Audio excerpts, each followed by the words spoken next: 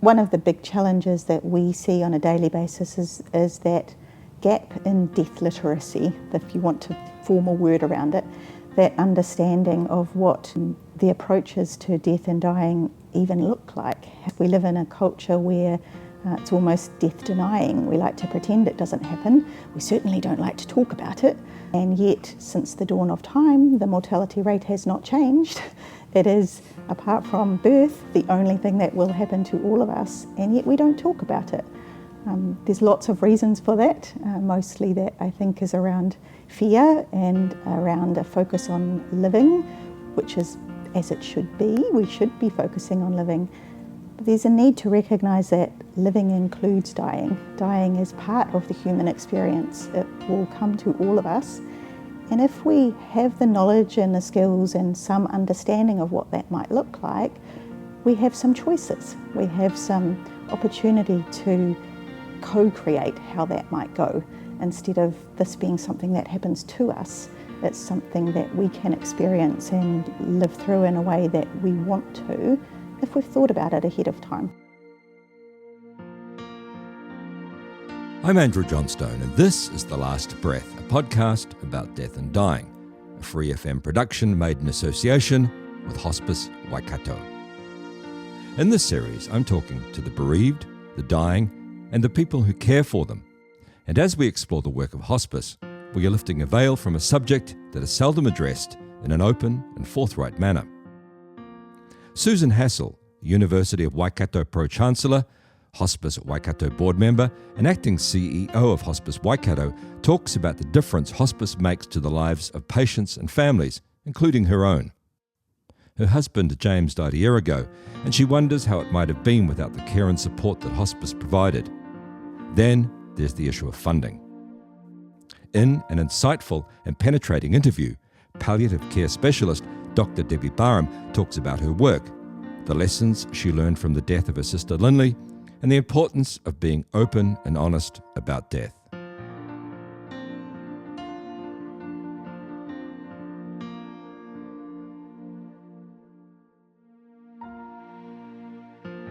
Hello, my name is Susan Hassall, and I am very, very fortunate to be the acting CEO here at Hospice Waikato. I've been in that role for 10 weeks. Prior to that, I was on the board. I have been on the board at Hospice Waikato for 6 years now. And so when the CEO left suddenly, I was asked if I could come in and take up the role for a few months, probably until the end of this year.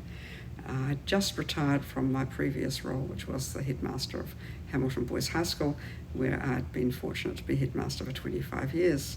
So coming into a hospice environment from a secondary school was quite an interesting shift, moving from the world where we were preparing young men to live their lives to a world where we are supporting older people in the main, or people who are reaching the end of their life's journey, to cherish and have some very rewarding days in their last few weeks and months.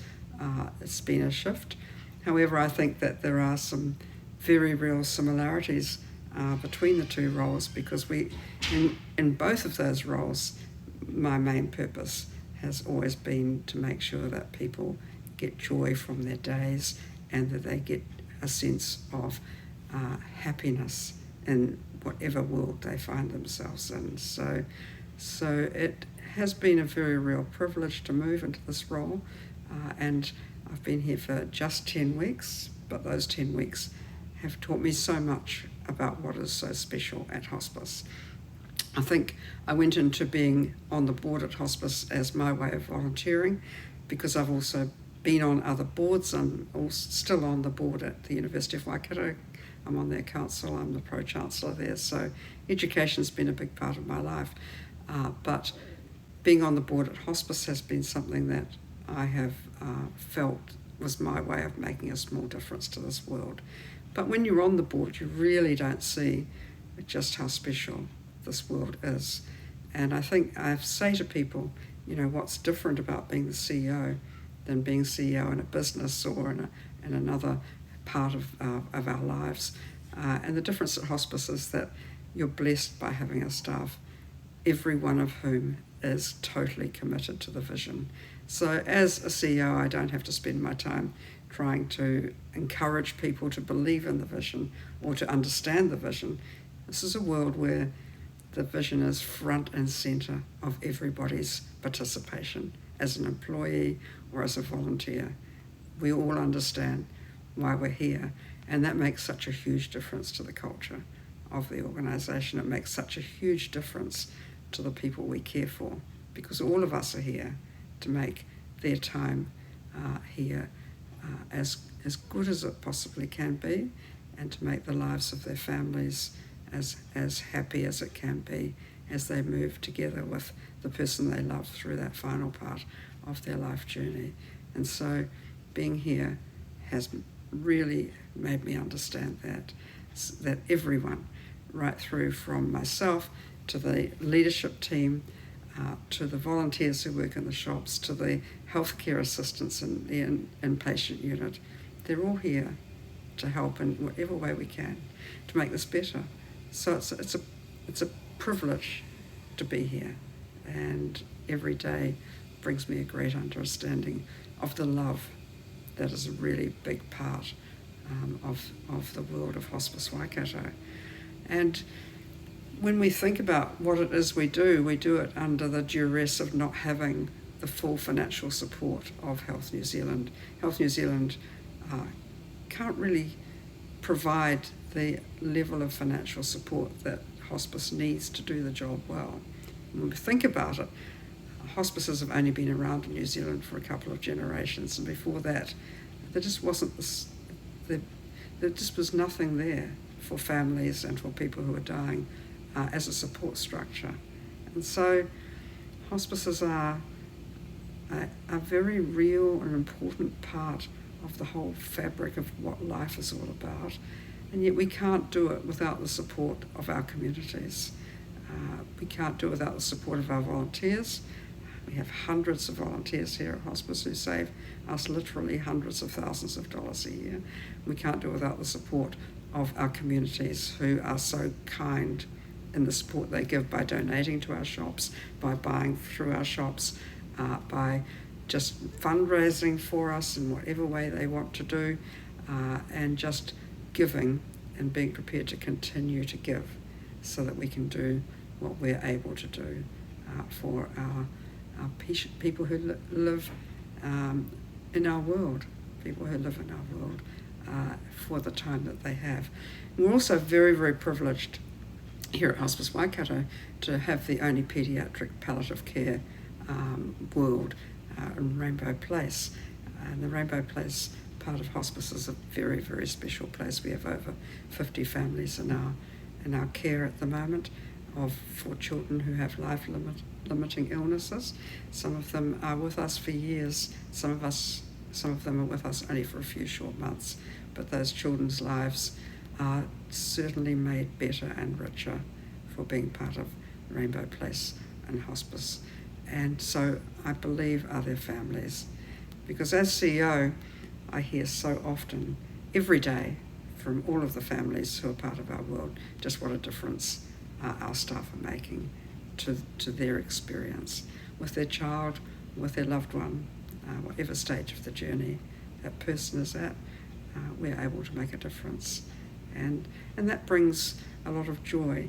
People often say, isn't working at hospice a sad thing to be a part of? But that sense of making a difference is just so rewarding, and recognising how important those last few days of a loved one's life makes such a difference too. We have a mantra where we say that hospice supports every person to live life well until their last breath, and that's true for our children, and it's true for our adults who are part of the world that we share, and that brings its own sense of joy and reward to those of us who work here and those of us who are part of the team. It's a fantastic team, it really is. And I've seen firsthand the impact that team can have through my own experience with my husband, who passed away tragically for us a year ago last week. My family and I were very fortunate to have the support of hospice through James's last few weeks of life. Sadly, we didn't have him longer, but we found out that he was terminally ill when I was actually at a conference, an international conference. I was about 2 hours away from delivering the keynote address at the time, wearing my old hat as an educationalist, and was rung by the palliative care people to tell me that James's situation had worsened and that he was now terminally ill, and that they were going to take him to end-of-life care and he was going into hospice care. And so as soon as I'd done the speech, I drove straight back down, and hospice over that time was just superb to us. They provided that opportunity for us to feel confident and calm in the steps that we were taking, which you don't feel when you suddenly find out that the person you've been married to for 35 years is only going to be with you for a few more weeks. And without them, it would have been a different experience for me. And we were told up at the hospital that James would probably live for about 8 weeks. And sadly for us, he only lived for 10 days. And that is what I do tell people often, that when you are given a prognosis for the person you love, you don't always get the amount of time that you're told you'll be given. And so every day becomes precious in those last weeks and months in a person's life, and precious for them and precious for their families, and having hospice there makes it so much easier for you to ensure that their lives are better, physically better, because they're able to manage the pain and able to manage the fear that patients go through, but also spiritually better because they allow us as the family, I think, to share part of the journey with that sense of being safe. And if we didn't have that in our lives, then our memories of that person that we have loved for so long would be changed in those last weeks. And I think that's a gift that you can never understand how precious it is until you go through it yourself. That those final weeks were as beautiful as our lives have been all the way through, and that's precious. And James was so much at peace. He loved the hospice nurse that came to see him. He could ask her any questions that he had. He just felt comfortable. And when James died, and when people die in our inpatient unit under the care of hospice, you see that beauty. You see that sense that you are cared for as people, as a family. When James died early in the morning, and people often die at sunrise, I understand, when their breathing changes and they just slip away. It was exactly what he wanted to happen, and it happened that way. And we were rung and told, and we were down in the end-of-life care unit place within about 45 minutes, but they'd already put rosemary on his bed. They'd made him look beautiful, and they were with us right through that time, and they let us stay as long as we wanted to stay. And then when we were ready and James left, they were all there. They lined up, they sang for Kāre Mai, they had rosemary for us, they hugged us. They didn't know us well, but they shared their love, and that's part of the dying process that is something that I'll always be grateful for James. And he would have loved it. He loved Whakaare Mai. I didn't ask them to sing that, but that's what we sang. And we all sang with them. And it was a memory that my whole family will share. And last week we went back and we thanked those people again for what they'd done for us that year ago. It was a very special part of the process. And you don't get that without a lot of people providing a lot of love, people who you don't even know.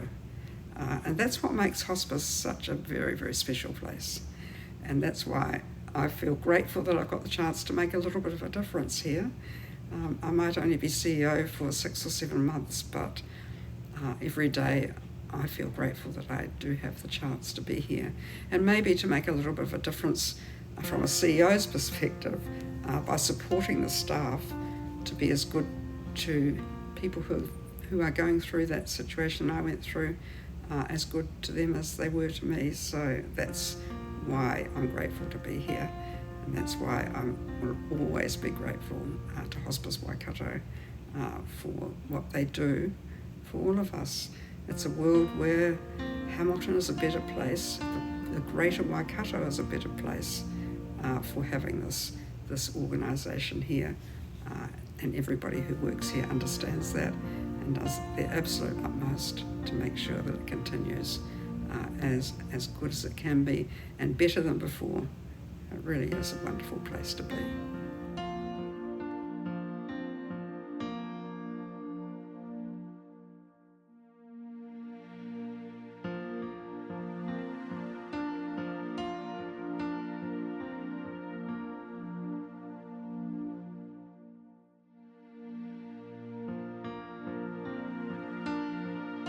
Good morning, my name is Dr Debbie Barham. I'm a palliative medicine specialist at Hospice Waikato. I've been a doctor for 23 years now and working in the field of palliative medicine for about 13 of those. So palliative care medicine is a speciality? It is. It's relatively new in the big picture of all that's been around for medicine, but it requires us to do our basic medical training, to then do some specialty training, and I chose to do mine in general practice, so I worked as a GP for a number of years. Then you go on and do more training in palliative medicine to become a specialist. So what's the difference between palliative care and being a GP? So general practice is primary care based out in the community, care of people in their home setting and living out in the community, broad base of anything and everything that can happen to people in those scenarios. Palliative medicine is a specialty in which we care for people who have life-threatening or life-limiting illness. So recognition that their cure is unlikely to be possible for these people, and the focus of their care then becomes around managing quality of life, identifying what matters most to them and going after it, and helping people through the dying phase and helping their whānau and communities in the bereavement space. So often thought of as end-of-life care, but actually much more than that now. There's recognition that palliative care starts a lot earlier than in the dying phase, but in that time frame when people realise that cure is no longer the focus of their treatment. What do you like about being a palliative care doctor? What do I love about palliative medicine is people often come to us and say, why would you do that? It must be so sad. It is honestly the most joyful practice of medicine that I've been involved in, where the focus on what we're doing becomes around helping people go after what matters to them. And there's a freedom in that, where we're no longer focusing on everything that's wrong and trying to fix it, but identifying everything that's right, everything that matters to people, everything that gives their life meaning, and recognising that while time might be short, there's opportunity to go after that. It's uplifting, it's life-affirming, it's joyful. There's opportunity to make a real difference when it matters most to people. Now, you were drawn to palliative care through personal circumstances. Yeah, so for me, my first experience of palliative care was through the illness and death of my younger sister. She was diagnosed with cancer when she was 17 and subsequently died when she was 19.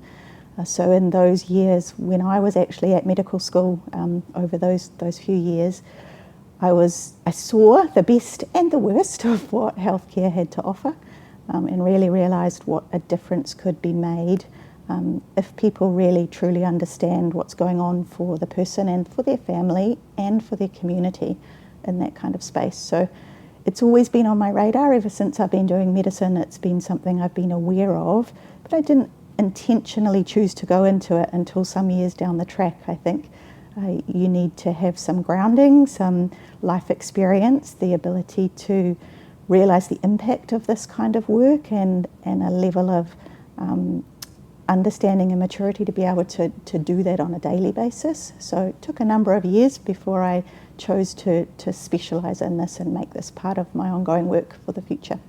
What sort of things were going through your mind as you were observing your sister in the system? So when Lynley was sick, there were some great things, and those things that stood out were always around when healthcare professionals actually took the time to understand who she was, who our family were, and how we did life. And that's much less about the medicine and much more about the humanity of those involved. So I saw people doing that very well, and that's been a part of, that I've tried to incorporate into my own practice. At the same time, I saw a system that was very much about the system, that was very much about, here's what we can offer, here's where we can offer it, here's what you're entitled to. And it was very system-centric and not very person-centric or family-centric. I saw resource gaps and I saw knowledge gaps and people being afraid of talking with people who were approaching end of life, particularly young people. So, Lynley was 19. She was a young woman with her life ahead of her who suddenly had that change, and people didn't know how to deal with that. So health professionals having to confront their own personal experiences and worldviews, and that wasn't always done well. They weren't always supported to do that well. And so it became an interest of mine to see, we must be the change we wish to see in the world. I don't want to work in a health system where that's how people do things. I want to work in a health system where our common humanity is the thing that drives us, that we look for opportunities to express compassion, that the care we offer, the way we deliver the care, whatever our specialty happens to be, is very much about the heart of the people experiencing it and providing it, and much less about the medicine. Being 17 years old, how did she cope with this process? So my sister is my hero and will always be. At the time of her diagnosis, she was 17. She was about to represent New Zealand in athletics, and she was meant to be going to Australia for an athletics meet. She was a national rep in many different sports, and then she had a diagnosis of cancer in her leg and had to have her leg amputated and have chemotherapy and a lot of invasive treatments. So all of a sudden her entire world changed. Our entire world as a family changed. The things she had been hoping for in life needed a radical rethink.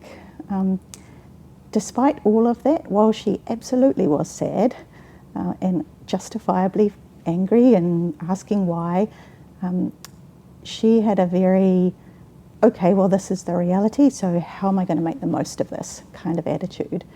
So after her treatment in the initial phase, when she had had her leg amputated and been through a chemotherapy, she got back to school and got back to doing what she could do and looking at what are the opportunities here.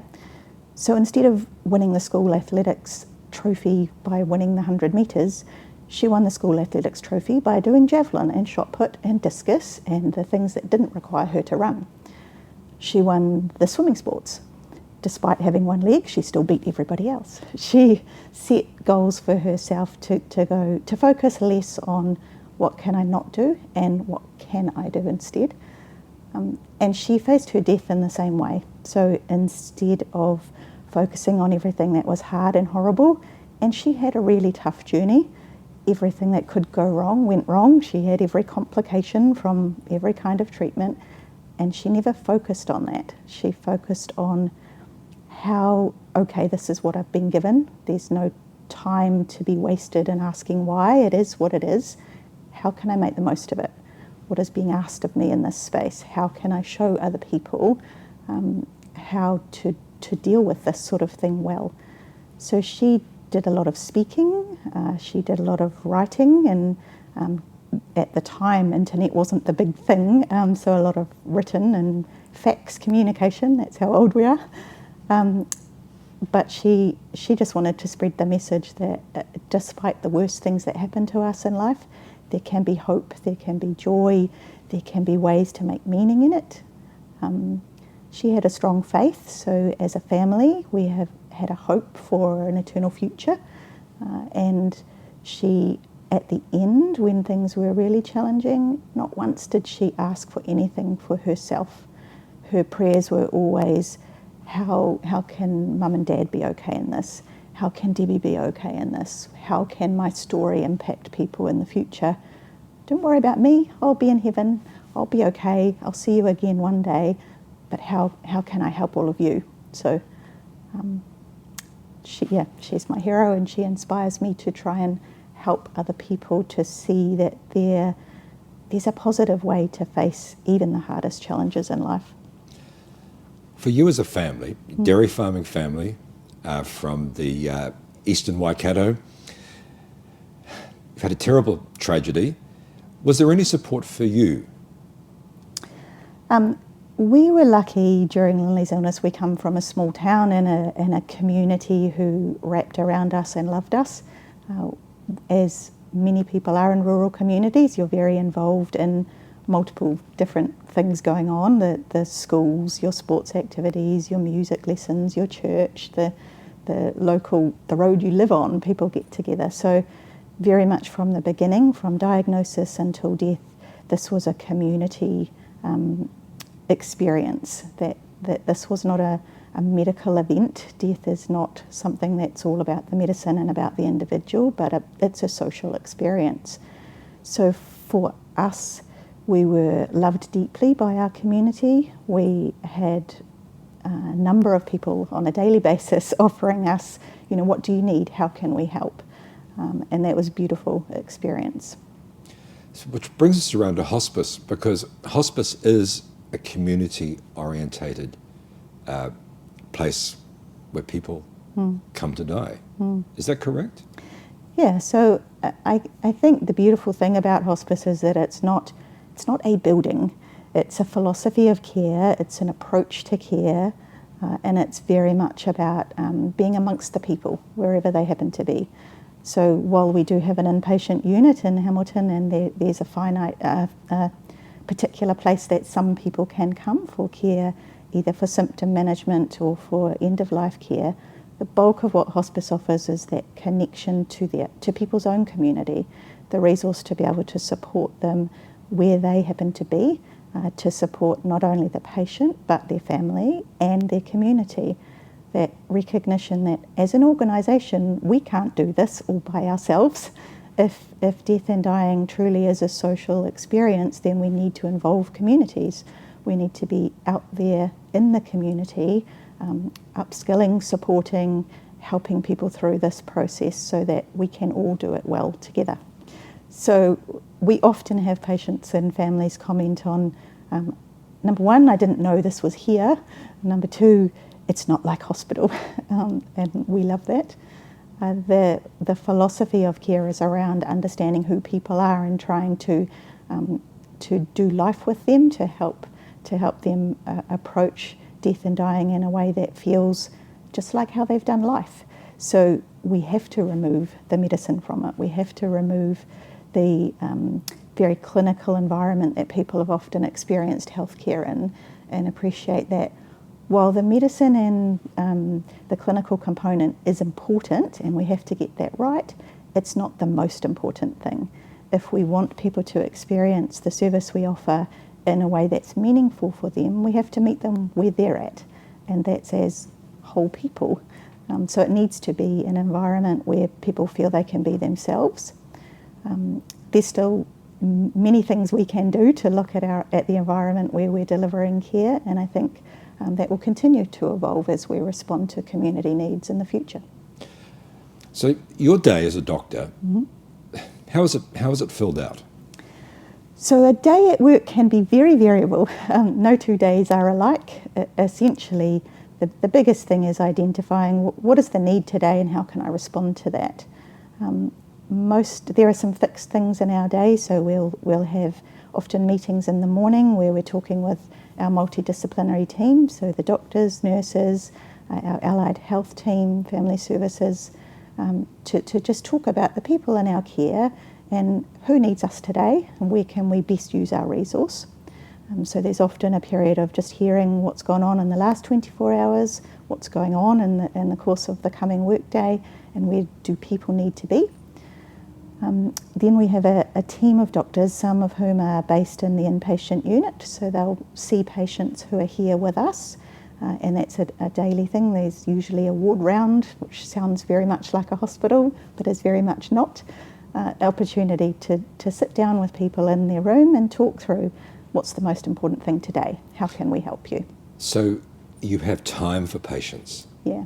So the big difference between hospice or palliative medicine and almost the rest of healthcare at the moment anyway, is time. Time to sit and talk with people, to hear from them first. Listening to understand and not listening to just respond. Sitting down, there's nothing that substitutes from putting a chair next to somebody, seeing the world through their eyes, seeing what's needed today, and then joining with them as a team to figure out how we can achieve that.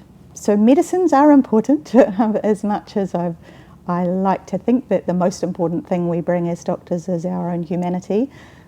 We recognise that there is a need for people to have particularly symptoms managed well, and that often involves the use of medicines, obviously.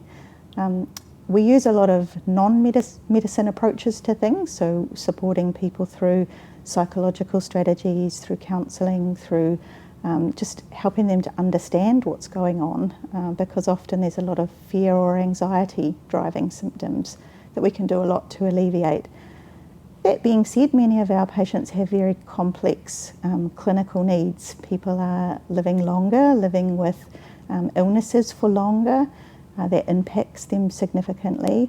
People have many diagnoses, not just one thing, so it's often quite complex to understand clinically what's going on for them. What are the medications that are helping them? What are the medications that they may no longer need because they're not helping? What approaches do we need to look at in terms of how do they take their medicines? Can they manage them by mouth, or do we need to find another way of administering things? There are a number of complex specialist-only medicines that we use, particularly here in our inpatient unit, which is why we've gone and done additional training so that we're experts in managing that kind of complexity and being able to offer particular treatment options that might not be on offer either in their home setting, sometimes even in the hospital setting. And Hospice Waikato are very proud that many of the things that we're offering clinically here, we're leading the way in New Zealand and being able to offer those things. So that's great. Recently, my own father died and was under hospice care at home. Mm-hmm. But the thing, with hindsight, the thing that I've realised is that I was a fish out of water. Mm-hmm. I knew nothing about the process. Mm-hmm. Every day was a whole education. Mm-hmm. And I wished I'd have known those things before it happened, mm-hmm. because then I would have dealt with a lot of things in a different way and in a better way, which is the value of what we're doing here today. We're communicating to people that there is a process, and it's actually a very good process, but we need to know that it's there and understand how it works. Yeah. So I think one of the big challenges that we see on a daily basis is that gap in death literacy, if you want to form a word around it, that understanding of what the approaches to death and dying even look like. How, we live in a culture where it's almost death denying. We like to pretend it doesn't happen. We certainly don't like to talk about it. And yet, since the dawn of time, the mortality rate has not changed.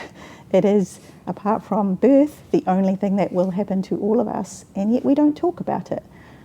There's lots of reasons for that, mostly that I think is around fear and around a focus on living, which is as it should be. We should be focusing on living. But there's a need to recognise that living includes dying. Dying is part of the human experience. It will come to all of us. And if we have the knowledge and the skills and some understanding of what that might look like, we have some choices. We have some opportunity to co-create how that might go. Instead of this being something that happens to us, it's something that we can experience and live through in a way that we want to, if we've thought about it ahead of time. So I guess the message you're giving us now is, if it happens to you, if somebody in your family is diagnosed with terminal illness, come and see us straight away. Yeah. Let us help you navigate these choppy waters that you're about to step into? Yeah, I think what we would love is if people understand what death, dying, meaning, bereavement, what it even means, what's available to people, what choices they may have in that process, how they might like to consider what that looks like for them and for their families. For our patients, one of the number one things we see is often the focus for them is not on them. Their focus is on the people they love, the people they will leave behind. Are they going to be okay? And so if we're able to meet with people early in the phase after their terminal diagnosis, being able to have some of those conversations, to give them the language with which they can speak to the people they love, to talk together about what matters most and how might we approach this together, then we set families up well to be able to navigate that in a way that matters to them. So I guess what we would love is if people are aware of what hospice does, who we are, and that we work in collaboration with many other healthcare providers. So these are not conversations that are exclusive to hospice, but they may be conversations that we can help you have with your GP, your primary care team, your hospital-based care teams, with those people in the community who you do life with, who may have very little understanding of the health aspects of it, but a lot of understanding at a community level. So, for instance, in my sister's journey, most of the care we received was not from healthcare providers, it was from our friends up the road, or from the people in our church, or from the grocery store who could deliver food so that mum and dad didn't have to go into town to pick it up when we had a lot on our plate. Having a service like hospice that understands that interconnectedness of how people experience the dying phase allows us to help you build those networks for yourselves, to understand who are the key people you might like to involve in your care, and it's not always healthcare professionals. One of the problems I had is addressing the word death. While I wasn't frightened of what was happening, I was very reticent about saying it out loud because it happened very suddenly to my father, and he was a healthy, vigorous, aged man, and suddenly he's on his deathbed. And approaching that subject is very, very hard. Yeah. I think people fear the word death, they fear the word dying, as if I speak it, it might happen. Unfortunately, it's going to happen whether you speak it or not, and I think we use a lot of euphemisms for things. We talk about, I'm sorry you lost so-and. My sister's not lost, she died. That relationship is still very real to me. And I think it just speaks to our discomfort with the whole concept of dying. And so sometimes the kindest thing that we can do as a service is introduce some of that language to confront the discomfort and to help people see it with some curiosity instead of with fear, to understand that the outcome is not going to be different because we use different language. But if we can help you to confront the fears behind the word, it's not the word death that's scary, it's the concept of how am I going to face this thing that's hard, that I've never done before, that I don't understand.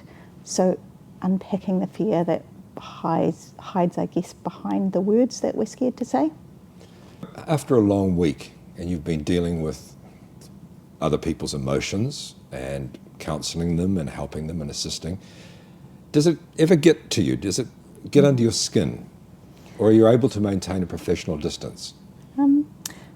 Yes, this work gets under your skin in good ways and in hard ways.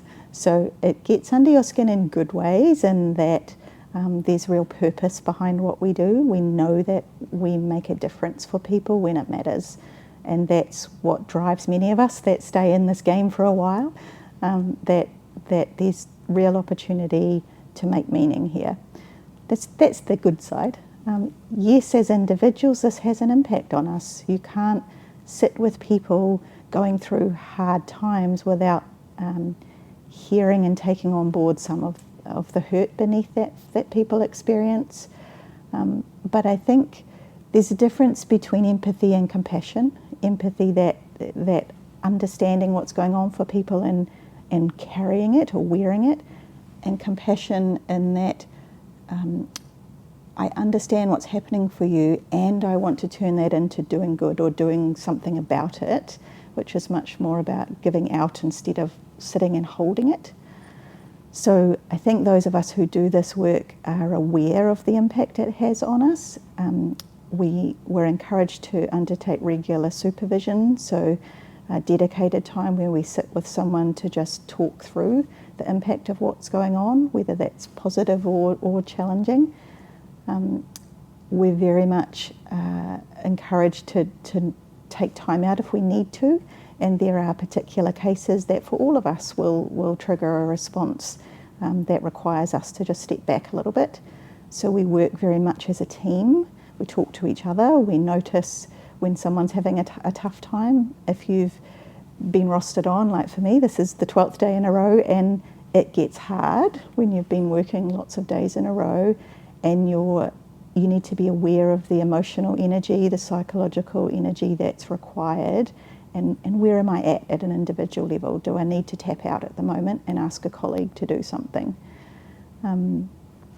Most of us have things that we do outside of work that we find joy and fulfillment in, and that fills our tank. We're very mindful that we need to be in a space where we're well and grounded enough to be able to give out to other people in a healthy way. So that's very much part of the approach of hospice, is looking after our staff, looking after each other, making sure that we're doing at an individual level what we need to do to be okay, but also that we're doing at an organisational level what it is we need to do to look after each other. So what do you do to refresh and recharge? So like many of staff, I have a beautiful family, so my favourite things to do is just go home and spend time with them. There's nothing like seeing the challenges other people face to give you perspective, to make you go home and hug the people you love tightly, to have some fun, to just take the moment to enjoy the sunshine, enjoy the small things in life that actually are the big things. I love to read, I love to write. I do a lot of reflective writing, which is a way to process, what's gone on in a work sense and make sense of that for myself. I think it's less about what you do and more about the intention behind what you're doing. So intentionally going about creating space in a day outside of work to fill my tank, whatever that might look like on any given week. Experiences. Do you have any experiences you'd like to share with us? I have infinite stories of beautiful experiences in this job. I think there are a few stories that stand out, if I can share some of those. One would be in asking an elderly gentleman who was in the hospital, and he was looking at having to be discharged to an aged residential care facility, having come in from home. So he was facing that reality of, I'm not going to be able to go home because my care needs are more than can be managed. And I asked him, what matters most to you? And his answer was, my tax return. Not quite what I expected, but death and taxes. The question is why? Why is the tax return the most important thing, which was an unexpected answer? Because for him, that's what love looked like. Being able to go home to finish his tax return meant that he could leave his wife with all their financial affairs sorted. He knew that he didn't have much time, and he knew that the most important person to him in the world was his wife, and he knew that the biggest challenge for her would be managing the financial side of things in the immediate future after his passing. So it was a really beautiful reminder that love can look like many things, and if we don't ask people what matters most, we won't get the answer that might be the necessary answer. And so for that patient, we were able to organise the ambulance to pick him up from hospital, take him to his home where he could finish his tax return, and then to take him to the residential care facility where he died about 3 days later. and his wife knew she was loved because the tax return was finished. So that's one of my favourite stories.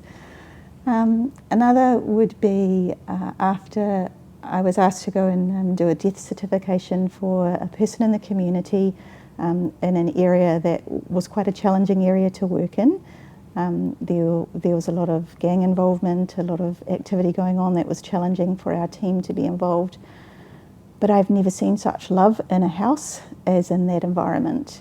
And sitting and having a cup of tea with the mongrel mob after, sitting and helping them work through their grief at losing a brother is a standout moment for me, that we have to remove judgment, we have to remove our biases and our expectation of what death might be like for people or what a care environment might be like for people, and just lead with love. If you walk into an environment and you lead with love, you really can't go wrong. And it was beautiful on both sides of that conversation. Other stories, I remember seeing a gentleman out in a community facility. He'd had a long-term mental health diagnosis and was cared for in a facility setting for many years. He then developed cancer and was dying, and there were conversations about where best do we care for this man. He needs to be in a mental health facility, but he has a medical diagnosis that we're not used to dealing with. And we did a visit out to this rural facility with our nursing team, myself and one of the allied health team. And we sat down with the facility nurses and the carers that worked there and decided the best thing for this man is to stay where he is. This is his home. The people in this facility are his family. And part of the job was upskilling a number of complex people in that environment who themselves had mental health diagnoses. They became the carers for this man. And so again, just removing the biases about who can do what in the dying phase and realising who are the people that matter to this person, how can we create an environment where they're truly supported and the people who have something to offer are empowered and upskilled to be able to offer it. And so it was a beautiful experience. This man died surrounded by the people that he had done the vast majority of his life with, who themselves were not healthcare professionals. In fact, they were recipients of healthcare, but they became very skilled in loving and supporting him and working with the nursing team in that facility to do what was needed to look after their brother. I think sometimes it's around understanding that in the dying phase there's a tendency for people to become patients, that the system seems to require them to be the patient. And often what we do in our work is encourage them to continue being the person they've always been. I remember a beautiful woman who was dying of metastatic breast cancer, so she didn't have long to live. She had been a teacher for most of her adult life and was very much skilled in sharing knowledge. And she said to us one day, step into my waka. It will be in dry dock soon enough, but for now, the river is flowing. I've still got some paddling left in me. Step into my waka and we both might find out what we're here for. And this beautiful woman became a teacher for those around her about how to do death and dying. For her whānau and for her community, she taught them what it was like to go through facing a terminal illness. She taught them the terminology that she had learnt through her time in the healthcare system and many other aspects of her care. But that tendency, I think, sometimes to take away people's roles from them because they're now a patient, it's not necessary. If someone, the values that have driven them through their whole life can be the values that guide them as they face their death. It might be that we have to be creative about the way that gets lived out because they may have physical restrictions in what they're able to do, but they're still the same person with the same passions and love and values that they've had all along. It can be very affirming to help them see the ways in which they can continue to contribute those things, much like my sister did in her death, and now 25 years later, her story still goes out and is shared with people, and she continues to be the person she was in her life. Your own death. From what you've learned, will you face it with equanimity? I think it's naive to think that I won't face my own death with some degree of trepidation, because I'm human. We all are, and I think we all wrestle with the uncertainty of what lies before us. I'm not afraid of dying, and many of our patients tell us the same thing. It's not death that worries me, it's the bit between here and now. It's hypothetical until it happens to you. I'd like to think that I will face it with a sense of understanding about what that might look like. I'll certainly face it with a sense of understanding who I am and what matters to me, and being able to speak that out to those who are caring for me. So a very real gift of the work we do is the ability to consider our own mortality and to think through, what would I want if that were me? What would my husband want if that is him? What will my children need if I die? How can I support them? So I'm sure it won't be easy. I'm sure there will be challenges, but I know I'll be loved and supported in facing it. I think there can be gifts in the way people die, whatever that may look like. So for someone who has a sudden death, often there's a sense of, well, they didn't suffer, so that's a good thing. For people who have a diagnosis and they have some time ahead of them, we've got time to have these conversations. That's a good thing. So I think it's less about the diagnosis and the time frame, and more about, well, I would love people to consider things before any of that. That actually palliative care, the approach to care where we focus on quality of life and what matters most, can happen at any point in your life. And what would happen if before anything went wrong, we actually had these conversations? What if it was just a normal way of doing life, that we talk to the people we love about what matters to us? And in the event that something were to happen to me, what would I want? So I would encourage people not to wait until a diagnosis, not to wait until you need to be referred to hospice. Have those conversations now. You're allowed to change your mind, and the answers to those questions might change over time. But as a society, are we talking about what matters to us at a general level all of the time? There's nothing to stop us. So yes, there can be gifts if you have a diagnosis and you know there is some time. It's nothing like, refocusing your priorities and directing some of those conversations. But don't wait for a diagnosis. Have those conversations now. Tell the people you love that you love them. Tell the people you need to forgive that you forgive them. Tell the people you do life with what matters to you and how you're going to approach whatever tomorrow might look like.